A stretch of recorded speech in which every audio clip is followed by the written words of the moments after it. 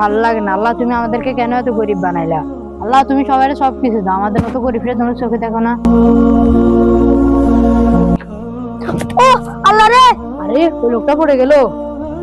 আরে আমার লাঠিটা কই গেল? কেউ আছেন আমার লাঠিটা খুঁজে দেন। আরে ভাই কি হয়েছে? আরে ভাই আমি না ছুটি যাচ্ছিলাম, হঠাৎ করে এখানে কি সত্যি লাগি পড়ে গেলাম। আরে ভাই আপনি চোখে দেখেন না? না ভাই আমি চোখে দেখি না। না ভাই আমি অন্ধ। হ্যাঁ কি বলো ভাই, তুমি সত্যি চোখে দেখো না? হ্যাঁ ভাই আমি সত্যি চোখে দেখি না।